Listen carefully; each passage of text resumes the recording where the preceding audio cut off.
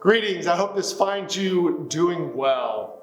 This year we've talked about how our word that we're going to be focusing on is encourage, how we're called to encourage one another. And obviously within that word encourage is the word courage. And we can read in many places in the Bible how God calls us to be bold, to be courageous. One of those is found in Joshua chapter 1, verse 9, which I just talked about this past Sunday. Let me read it to you again. Joshua 1:9 says this: "Be strong and courageous. Do not be terrified. Do not be discouraged, for the Lord your God will be with you wherever you go." You know, God was talking to Joshua about being courageous as he was leading some 2 million people across a river into a new territory where they would find conflict and all kinds of challenging circumstances.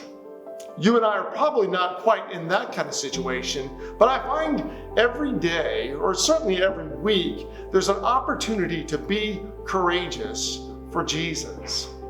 Just this past week, in the middle of the night one night, Beth and I were awakened as our doorbell rang. Our dogs were whining at the door, so I got up to see who was there, and there was a sheriff, a policeman at our door around midnight. And so I answered the door, and he was apologetic for waking me, but explained to me that there had been an incident across the street, and they noticed we had a doorbell with a video on it, and we're wondering if we happened to have captured what happened.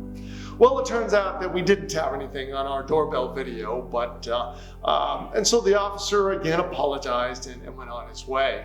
Well, the next day I was talking with my wife, Beth, and I said, let's go introduce ourselves to these neighbors and see how they're doing, and is there any way we can be helpful?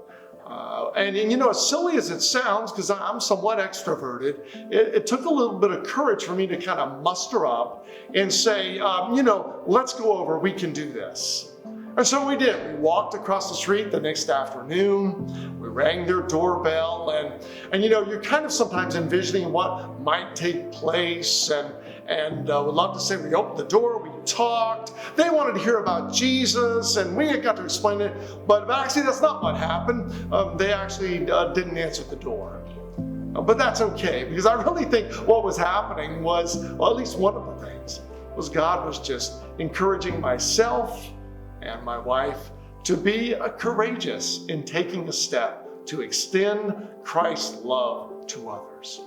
And so I want to encourage you today and in these days ahead, be continuously looking for opportunities to share the love of Christ. Some of them will be easy, maybe with friends or family you've known a long time, but others might take a little bit more courage, maybe to make that phone call, or visit that neighbor, or send that uplifting text message or uplifting email, or ask for forgiveness or extend forgiveness. The possibilities are endless. But may you and I, as we encourage one another, be a people who are courageous for the furthering of Christ's kingdom. You never know what God has in store. Take care. God bless. We'll see you soon.